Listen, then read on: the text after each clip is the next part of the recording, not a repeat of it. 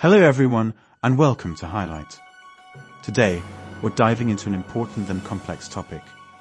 M23, who they are, why they matter, and what's happening right now. But before we get into that, we need to take a step back and understand the two key countries involved in this conflict: the Democratic Republic of Congo and Rwanda. Their histories, resources, and past conflicts are crucial to understanding why the M23 rebellion is making headlines today. Let's start with the Democratic Republic of Congo, or the DRC, the second largest country in Africa, located right in the heart of the continent. It shares borders with 9 countries: Angola, Zambia, Tanzania, Burundi, Rwanda, Uganda, South Sudan, the Central African Republic, and the Republic of Congo, making it a key player in regional politics. Historically, this region was home to powerful pre-colonial states like the Kingdom of Congo, the Luba Empire, and the Lunda Empire, all of which thrived through trade, governance, and cultural achievements. Then came European colonization. In 1885, the DRC became the personal property of King Leopold II of Belgium under the name Congo Free State, marking one of the most brutal periods in African history. Exploitation and forced labor led to millions of deaths. After gaining independence in 1960, the country quickly fell into political turmoil. Its first prime minister, Patrice Lumumba, was assassinated, and within a few years, Mobutu Sese Seko seized power, ruling as a dictator for more than 3 decades. When his regime collapsed in 1997, the country plunged into even more instability, leading to the Second Congo War, 1998 to 2003. One of the deadliest conflicts in modern history that we will discuss in later part of the video. But despite this turmoil, the DRC remains one of the richest countries in the world in terms of natural resources. The Katanga region is home to vast deposits of copper and cobalt, both of which are critical for modern technology. North and South Kivu in the east are rich in gold, coltan, tin, and tungsten, minerals used in smartphones and other electronics. It is this region where Goma and Bukavu are located, about which we will discuss later in this video. But this wealth has also made the country a battleground for those who want control over these resources. Now let's shift our focus to Rwanda. Before European colonization, Rwanda was a highly organized monarchy, ruled by Tutsi kings known as Mormis. The population was made up of Hutus, Tutsis, and Twas, but the arrival of European powers changed everything. First, the Germans took control in 1897, and after World War I, Belgium took over. The Belgians favored the Tutsi minority, deepening ethnic divisions.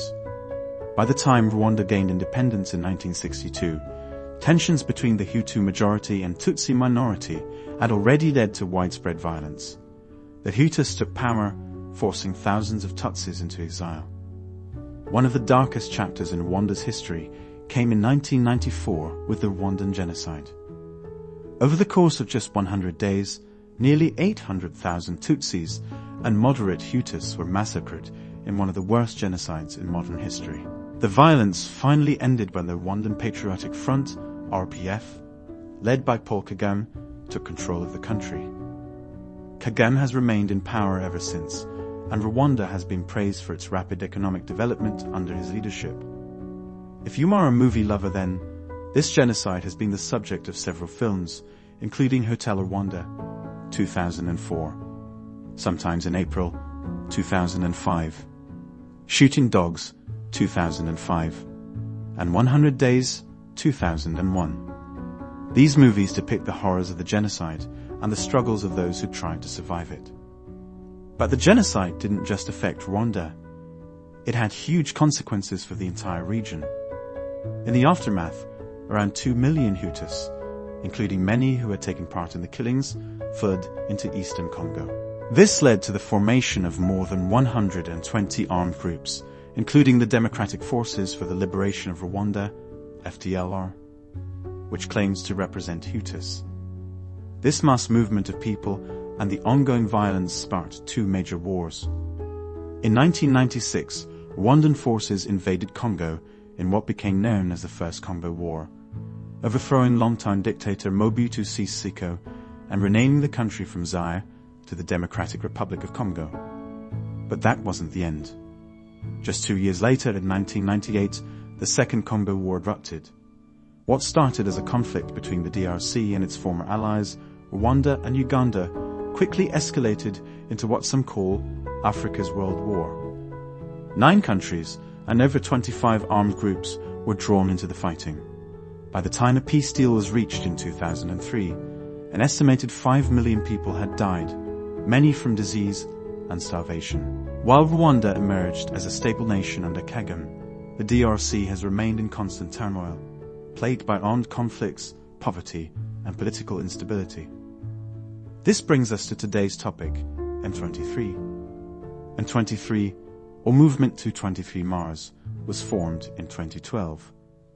The name comes from a peace agreement signed on March 23, 2009, between the DRC government and a Tutsi-led rebel group called the National Congress for the Defense of the People, CNDP. According to the deal, the CNDP was supposed to become a political party, and its fighters were meant to be integrated into the Congolese army. But when the DRC government failed to uphold its promises, many of these soldiers broke away and formed M23 under the leadership of Sultani Makenga. M23 made headlines in 2012 where they captured Goma, a major city in North Kivu, before eventually withdrawing after negotiations. But in 2022, they resurfaced, claiming that the DRC had once again failed to meet its commitments. Today, M23 has taken control of Goma again, and the situation is more dangerous than ever.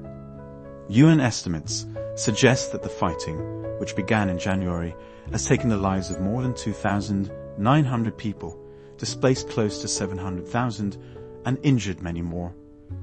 The conflict isn't just about ethnic tensions, it's also about resources.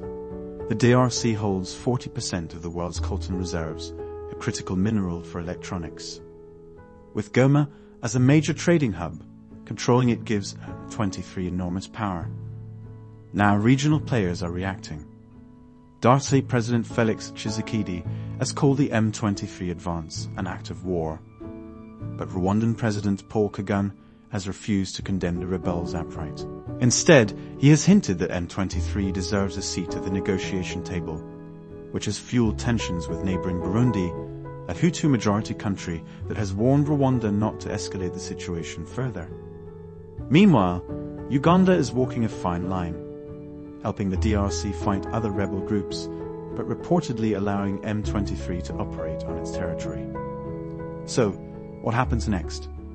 Will this conflict lead to yet another major war in Africa? Or will diplomacy find a way to stop the fighting? Let us know what you think in the comments below. Don't forget to like, share, and subscribe for more updates on global conflicts and world affairs. Stay informed, stay aware, and we'll see you in the next video.